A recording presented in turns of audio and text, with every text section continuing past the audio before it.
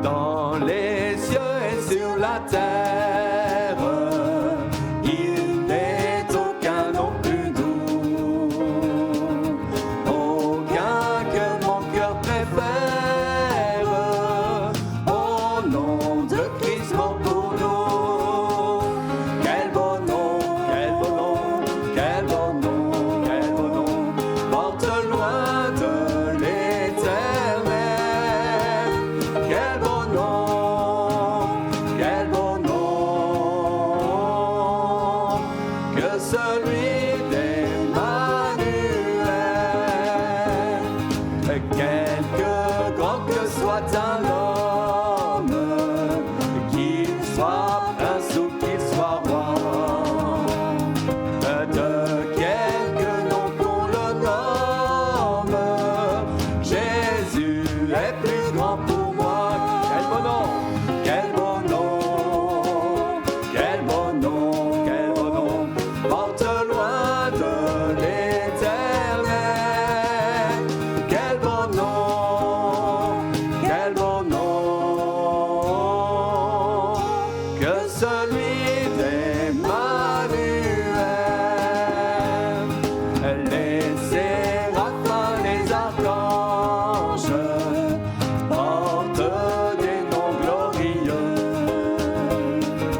mais le plus beau nom des anges pourrait-il me rendre heureux? Quel beau nom, quel beau nom, quel beau nom, quel beau nom, porte loin de l'éternel. Quel beau nom, quel beau nom, que celui d'Emmanuel. Dans les mots Jésus soulage, il guérit l'esprit froissé, et il ranime le courage du cœur le plus oppressé. Quel beau nom, quel beau nom, quel beau nom, quel beau nom, quel beau nom, pour celui de l'éternel. Quel beau nom, quel beau nom, que celui d'Emmanuel. Bonjour à chacune et à chacun, bienvenue. Et encore, nous voulons partager la parole de Dieu avec vous, croire que cette parole peut vous faire du bien encore aujourd'hui, parce que le Seigneur n'a pas changé et il agit encore de nos jours. Alors nous prions vraiment que, au travers de ce partage, nous puissions nous faire du bien ensemble, mais que vous puissiez aussi rencontrer le véritable, celui qui est le Dieu qui veut prendre soin de vous encore aujourd'hui. Et comme vous pouvez le voir dans le titre de ce message, je vous pose une question qui est personnelle. Je vous demande, avez-vous la foi? Alors je ne sais pas ce que vous allez répondre, peut-être que vous allez dire, moi, ça fait longtemps que je n'ai pas eu la foi, ou je n'ai pas la foi, je n'ai jamais eu cette foi. Peut-être que vous allez dire, moi j'ai foi en des choses, mais peut-être que ce n'est pas la véritable foi. Alors puissions-nous partager de ce message et ressortir de cette vidéo et dire, bah oui, j'ai la foi dans le vrai Dieu, celui qui peut vraiment faire quelque chose pour moi. Et je vous invite à traiter de ce thème en lisant un texte dans l'Épître aux Hébreux, ce texte qui est très célèbre, notamment qui nous donne une définition de la foi dans ce premier verset. Et nous lisons donc dans Hébreux 11 au verset 1er, « La foi est une ferme assurance des choses qu'on espère.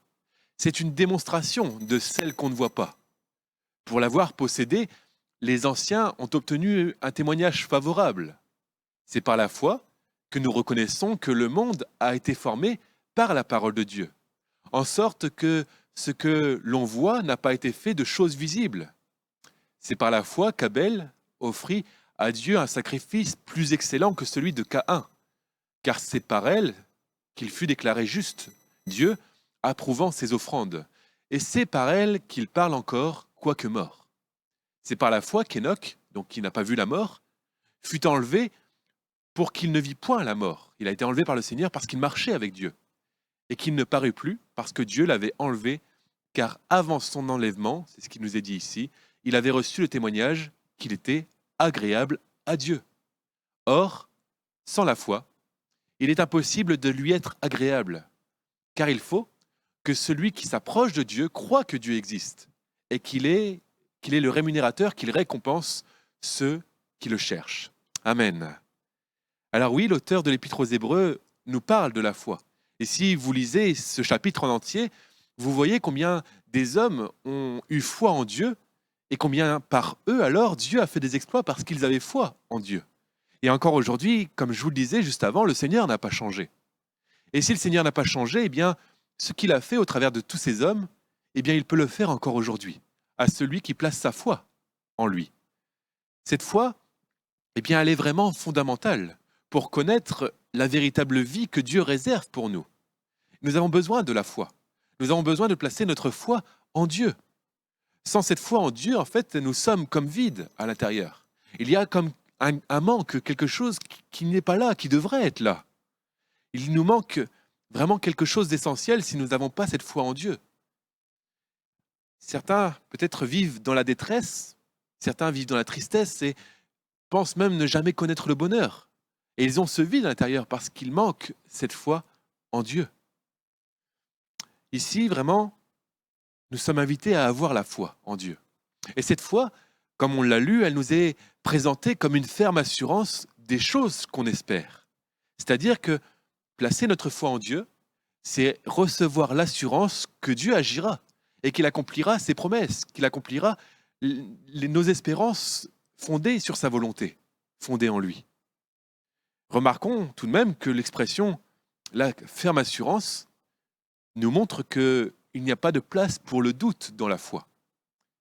Une ferme assurance, ça nous montre bien qu'il n'y a pas de doute. Parce qu'en fait, la foi, c'est une confiance absolue que l'on place en Dieu, la foi en Dieu. On lui fait confiance quelles que soient les circonstances. Parfois, c'est vrai, des événements pourraient arriver et ces événements pourraient faire naître le doute en nous. Mais si nous avons foi en Dieu et si nous avons vraiment foi dans la personne du Seigneur, eh bien nous avons cette confiance absolue que même les circonstances ou les événements extérieurs ne pourraient pas faire retirer cette foi en nous. La foi, c'est alors ne pas seulement croire en Dieu. Parce que peut-être si vous-même, vous essayez de donner une définition à la foi, vous dites « moi j'ai foi parce que je crois que Dieu existe ». Mais ce n'est pas seulement cela. Parce que la parole nous le montre bien, sinon, si c'était seulement croire en Dieu, eh bien le diable et les démons ont aussi foi en Dieu. Mais en fait, il nous est dit dans la Bible, dans l'épître de Jacques, il est dit « tu crois qu'il y a un seul Dieu et tu fais bien ». C'est déjà une bonne chose, mais les démons le croient aussi, et alors s'ils le croient, ils tremblent. Ce n'est pas suffisant de croire seulement, mais il faut placer sa confiance en Dieu pour toute notre vie. Il y a croire, mais croire c'est le début, et ensuite il faut aller plus loin et placer vraiment une foi ferme dans le Seigneur. Les démons, il nous est dit qu'ils croient en Dieu, et alors ils tremblent, parce qu'ils croient que Dieu agit. Ils croient que Dieu existe bel et bien, et ils connaissent sa puissance. Certains ont même été confrontés à Jésus. Jésus s'est retrouvé durant son ministère face à des gens qui étaient possédés. Ces gens qui étaient possédés par des démons. Et alors, parce que Jésus a agi par la puissance de Dieu, eh bien, il a délivré ces personnes. Parce que oui, Dieu est bien plus puissant que chaque démon, que le diable même. Dieu est le Tout-Puissant. Il est même dit dans la parole de Dieu que le Seigneur a déjà remporté la victoire sur Satan. Le Seigneur a remporté la victoire. Et alors, à la fin des temps, Dieu jettera le diable et ses démons dans les temps de feu, un endroit de souffrance éternelle et de tourment. Alors oui, cela nous montre qu'il n'est pas suffisant de juste croire en Dieu, ou juste de dire « moi je crois que Dieu existe ». Mais la foi, c'est bien de placer sa confiance en Dieu, non seulement pour notre vie présente, pour nos besoins d'aujourd'hui, mais aussi pour l'éternité. Malheureusement, il nous est montré, notamment dans la parole de Dieu, que certains passent à côté de ce que Dieu attend d'eux, de ce que Dieu a même prévu pour eux, parce qu'ils placent leur confiance dans quelqu'un d'autre que Dieu. Ils ont la foi, mais pas une foi en Dieu, une foi qui est mal placée. Certains disent avoir la foi, mais ils ont foi plus en eux-mêmes Ils ont foi dans leurs propres capacités, dans ce qu'ils sont capables de faire, dans leur sagesse, leur propre intelligence. Ils pensent même, certains, pouvoir échapper à la mort, parce qu'ils pensent qu'ils peuvent contrôler ce jour. D'autres disent avoir confiance dans la science pour leur éternité. Ils disent que oui, la science trouvera un remède à la mort un jour, et qu'alors on pourra vivre éternellement. Mais c'est vain d'avoir confiance en la science, parce que la science est limitée, mais Dieu, lui, est illimité. D'autres encore mettent leur confiance dans les grands de ce monde, dans les rois, ceux qui ont du pouvoir sur cette terre. Mais là encore, c'est bien vain de mettre sa confiance dans chaque être humain. Et c'est bien ce que la Bible nous montre, notamment au travers du prophète Jérémie. Et écoutez bien attentivement ce que nous allons lire là, parce qu'il s'adresse à chacun encore aujourd'hui. C'est une parole de l'Éternel et il nous est dit que le Seigneur dit « Maudit soit l'homme qui se confie dans l'homme, qui prend même la chair pour son appui et qui détourne alors son cœur de l'Éternel. » Et cet homme-là qui met sa confiance dans la chair, il est comme un misérable dans le désert. Il ne voit point arriver le bonheur. Il habite les lieux brûlés du désert, une terre salée sans habitants. Mais au contraire, il nous est dit « Béni soit l'homme qui se confie dans l'Éternel, et dont l'Éternel est l'espérance, et son espérance. Il est comme un arbre planté près des eaux, et qui étend ses racines vers le courant. Il n'aperçoit pas la chaleur quand elle vient, et son feuillage reste vert. Et dans l'année de la sécheresse, il n'a pas de crainte, et il ne cesse de porter du fruit. » Alors oui, on voit bien le contraste là. On voit bien le contraste entre celui qui met sa confiance dans l'homme, dans la chair, dans l'être humain, et celui qui met sa confiance en Dieu. Celui qui met sa confiance en l'être humain, là, le Seigneur nous dit qu'il est maudit, et qu'il est même comme un misérable en plein désert. Et c'est la réalité. Parce que celui qui met sa confiance en l'être humain, finalement, il est comme quelqu'un qui se retrouve un jour ou l'autre sans espoir, qui se retrouve un jour ou l'autre voué à la souffrance, finalement. Car l'être humain, finalement, eh bien, est comme nous. Personne n'est différent. Personne n'est parfait. Personne n'a tout pouvoir sur cette terre comme le Seigneur Jésus. Mais tous, eh bien, nous sommes limités dans notre action. Tous, un jour ou l'autre, nous allons mourir. Et tous, nous sommes bien inférieurs à Dieu. Alors oui, aucun être humain n'est comme Dieu. Et aucun ne peut sauver comme le Seigneur peut sauver. Mais comme Jésus nous encourage à le faire dans la parole de Dieu, il nous dit d'avoir foi en Dieu.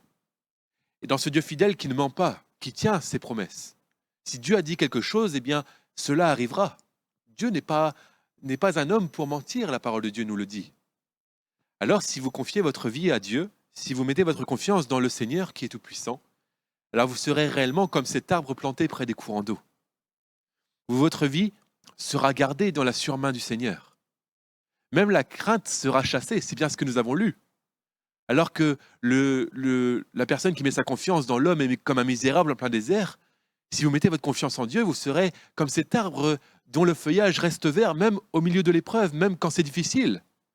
Votre vie est gardée dans la main de Dieu. Et la crainte même est chassée parce que vous mettez votre confiance dans le Dieu qui tient ses promesses. Alors, vraiment, ne laissons pas l'incrédulité ou le doute prendre la place, mais mettons toute notre foi en Dieu. Et comme la Bible le dit, si nous manquons de foi, nourrissons notre foi. La foi, c'est comme un muscle. Ça se nourrit, ça se travaille. Et alors, il nous est dit dans la parole de Dieu, Romains 10, verset 17, que la foi, elle vient de ce qu'on entend. Et ce qu'on entend vient alors de la parole de Christ. La foi, c'est pas nous qui la faisons naître en nous-mêmes. Mais il nous est dit qu'il faut nourrir notre âme de la Bible, qui est la parole de Dieu, pour avoir la foi. C'est là, dans la parole de Dieu, qu'on trouve cet espoir, finalement, qu'on trouve cette espérance, qu'on connaît la personne de Dieu. Et qu'alors, on peut vraiment avoir foi en Dieu. Mais c'est aussi en lisant la parole de Dieu, en la méditant, qu'on peut être fortifié dans notre foi. Quand nous sentons que le doute même vient naître dans notre cœur, eh bien, lisons la parole de Dieu. Nourrissons notre âme de cette bonne nourriture que le Seigneur nous a laissée. Et alors notre foi en ressortira toujours fortifiée et nous pourrons vraiment vivre avec le Seigneur cette vie qu'il a prévue pour nous. La Bible nous invite alors à placer notre foi en Dieu. Et elle nous invite à placer notre foi en Dieu pour connaître aussi la vie éternelle. Nous lisons dans Éphésiens 2, verset 8, cette parole du Seigneur, il dit, c'est par la grâce que vous êtes sauvés, cette grâce manifestée à la croix pour nous, et c'est par le moyen de la foi. Et cela ne vient pas de vous, mais c'est le don de Dieu. Cette foi est alors le moyen mis à disposition par Dieu pour être sauvé aujourd'hui.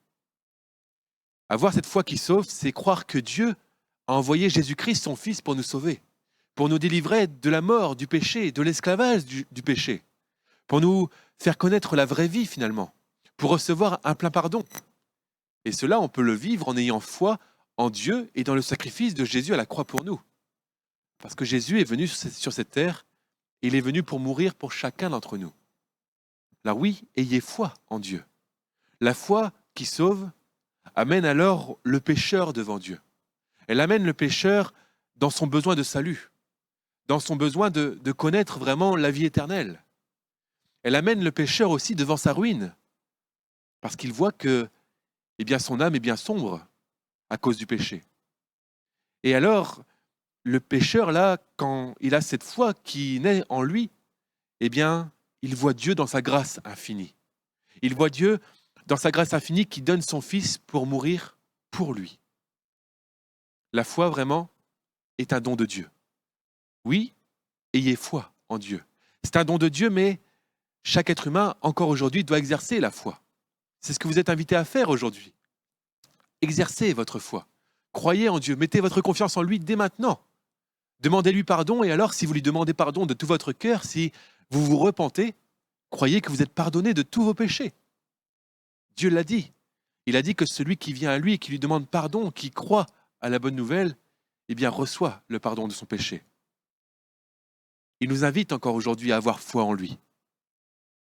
Si vous placez votre foi en Dieu, alors vous pourrez vivre réellement la paix avec Dieu. Vous pourrez non seulement vivre la paix avec Dieu, mais vous recevrez aussi l'assurance que vous êtes sauvés aujourd'hui.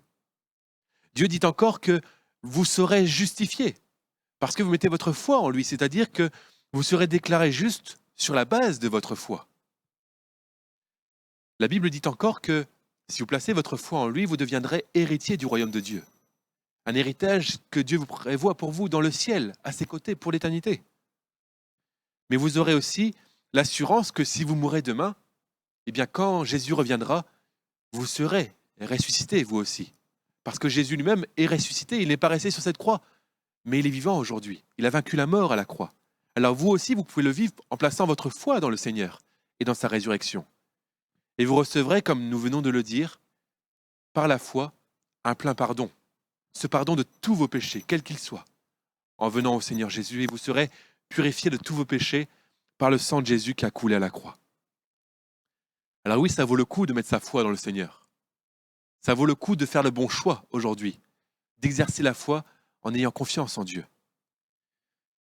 L'importance vraiment de mettre sa foi en Dieu est réelle aujourd'hui. C'est tellement important de faire le bon choix. Et l'Épître aux Hébreux nous le montre bien, elle nous dit que sans la foi, il est impossible d'être agréable à Dieu. Il nous dit, sans la foi, il est impossible de lui être agréable. Cela nous fait comprendre que si sans la foi, il est impossible de lui être agréable, alors si nous voulons être trouvés agréables à Dieu aujourd'hui, il faut placer sa foi en Dieu. Dieu prend plaisir dans celui qui a foi en lui. La foi nous engage vraiment dans une relation personnelle avec lui. Elle nous engage dans cette intimité avec Dieu et à compter sur lui pour tous nos besoins. C'est cela que Dieu veut pour tous les êtres humains. C'est pour cela qu'il vous a créé. Il vous a créé pour être en relation avec lui. Et la foi nous engage vraiment dans cette relation avec lui. La foi et notre confiance que nous pouvons placer en lui nous unit à sa personne. Et nous engageons vraiment à lui faire confiance pour toute notre vie et pour l'éternité entière. C'est le choisir comme maître de notre vie. C'est rejeter le diable et vraiment accepter le Seigneur. L'accepter pour qu'il règne sur nos cœurs. Pour qu'il règne, mais qu'il ait toute la place, qu'il n'y ait rien qui reste sous l'emprise du diable ou pour notre propre volonté. Mais nous laissons tout là au contrôle du Seigneur. C'est lui que nous choisissons comme maître de notre vie. C'est ça, être agréable à Dieu. Alors puissiez-vous, là aussi, faire le bon choix de mettre votre foi en Dieu. Et la Bible nous montre encore une chose, c'est que nous voyons que par la foi en Dieu, eh bien Dieu nous permet aussi de vivre des miracles de la part du Seigneur. Dans un récit de l'Évangile, Jésus va se trouver dans sa ville natale, à Nazareth, et il enseignait alors dans les synagogues, et tous ceux qui l'entendaient étaient même étonnés de ce qu'il enseignait, parce qu'il enseignait la vérité dans le Seigneur notre Dieu. Mais il nous est dit pourtant, là dans Matthieu 13, qu'à cet endroit-là, que Jésus ne fit pas beaucoup de miracles dans ce lieu à cause de leur incrédulité. Notez bien ce terme. Jésus fait des miracles encore aujourd'hui. Mais dans cet endroit-là, il n'a pas pu faire beaucoup de miracles à cause de l'incrédulité des habitants de Nazareth. Le problème pointé du doigt, là, vraiment, c'est l'incrédulité de ces habitants. C'est-à-dire qu'ils ne croyaient pas que Jésus était même capable de faire des miracles, certains. Certains ne croyaient pas que Jésus soit même le Messie envoyé par Dieu pour sauver l'humanité. Pourtant, quand on voit le ministère de Jésus, on voit qu'il était passé déjà dans de nombreuses villes. Et dans ces villes-là, il y avait un grand nombre de personnes qui venaient à lui. Il y avait tous les malades qui venaient et pas un seul ne repartait sans être guéri dans certains endroits. Dans ces endroits, il y avait même des gens qui venaient aveugles qui étaient guéris. Des gens qui venaient avec la lèpre, des gens qui venaient paralytiques, mais ils étaient guéris. Parce que le Seigneur Jésus a tout pouvoir. Il est tout puissant et il l'a guéri par sa puissance, par la puissance de Dieu.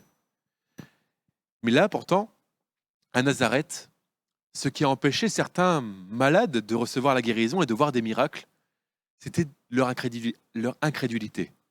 Ils n'avaient pas foi en Jésus qui pouvait les guérir. Encore aujourd'hui, le Seigneur nous parle au travers de ce texte. Il nous dit qu'il est tout puissant pour guérir, encore aujourd'hui. Il n'a pas changé. Mais ce qu'il attend alors de chacun d'entre nous, c'est qu'on lui demande de nous guérir avec foi. Avec foi. C'est ce que l'apôtre Jacques a pu dire. Il dit, la prière de la foi sauvera le malade, et alors le Seigneur le relèvera, et s'il a commis des péchés, il lui sera pardonné. La prière de la foi sauvera le malade. C'est ce que le Seigneur promet encore aujourd'hui. Le Seigneur promet que celui qui le prie avec foi recevra alors du Seigneur la guérison. C'est une promesse de Dieu. De celui qui s'attend vraiment au Seigneur, il peut recevoir la guérison. Alors priez le Seigneur là où vous êtes, priez-le simplement. Priez avec cette confiance en Dieu.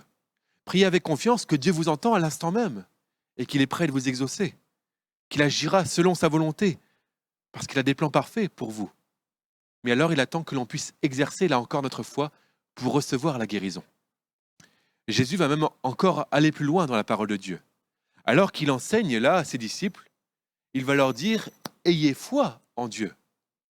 Et il dit « Je vous le dis en vérité, si quelqu'un dit à cette montagne, ôte-toi de là et jette-toi dans la mer, et s'il ne doute pas dans son cœur, mais croit que ce qu'il dit arrive, il le verra s'accomplir. C'est pourquoi je vous dis, tout ce que vous demanderez en priant, croyez que vous l'avez reçu, et alors vous le verrez s'accomplir. » Amen. Ce texte, si on devait le résumer simplement avec une phrase, c'est que Jésus nous montre la puissance de la foi. Jésus nous montre la puissance de la foi placée en Dieu encore aujourd'hui. Jésus nous montre que si nous prions avec foi, même des choses qui nous paraissent impossibles, c'est ça l'image de cette montagne-là, qui peut même être déplacée par la foi. Même des choses qui paraissent impossibles peuvent arriver par la puissance de Dieu dans celui qui met sa foi dans cette puissance. C'est comme cela que on a vu dans l'histoire de l'humanité des maladies incurables être guéries. Des choses que les médecins disaient impossibles, des médecins qui disaient même qu'une personne était condamnée.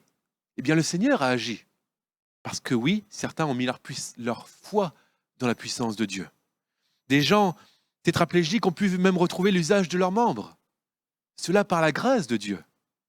Des gens qui étaient dans un profond désespoir, des maladies à l'intérieur de leur âme, même qu'aucun médecin ne pouvait comprendre, eh bien, ont été guéris et ont retrouvé l'espoir, là aussi par la puissance de Dieu et parce qu'ils ont placé leur foi dans le Seigneur.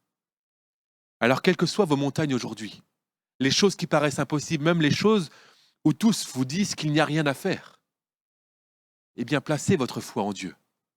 Aujourd'hui, placez votre foi en Dieu. Croyez-le, le Seigneur veut agir pour vous aussi. Et alors, Priez-le en cet instant où nous sommes là devant le Seigneur. Priez-le là où vous êtes et croyez que le Seigneur est prêt à agir pour vous. Et j'aimerais simplement conclure par ces simples mots du prophète Habakkuk.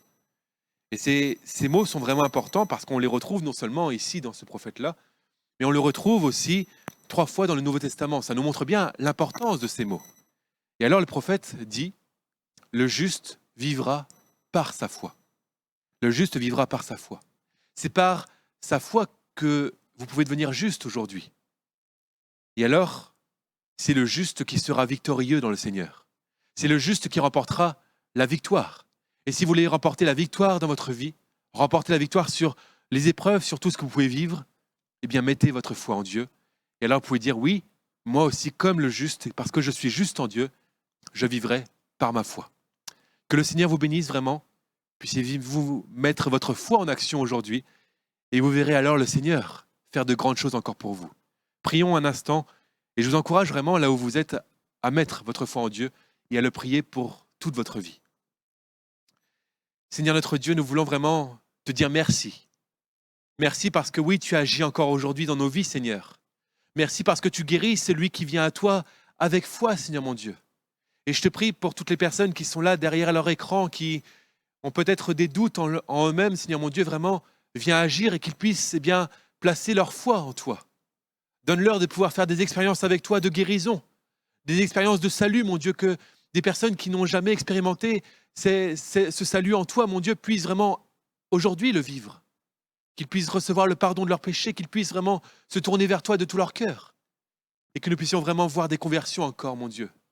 Merci, mon Dieu, parce que tu réponds encore à la prière aujourd'hui.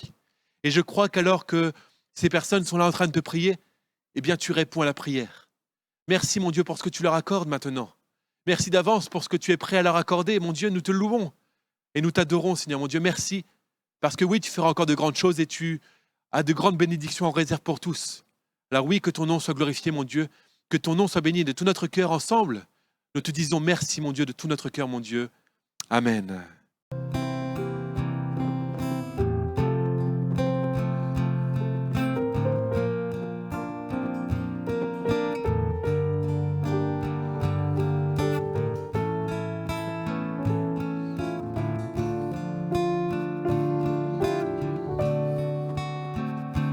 De mes lèvres, je veux te louer. De ma bouche, te chanter.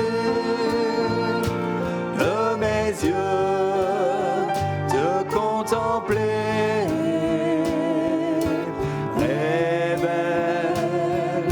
Révèle-toi, mes oreilles désirent t'entendre. Voudrais te toucher de tout mon cœur, je m'abandonne à toi. Que tout ce qui est en moi bénisse ton saint nom.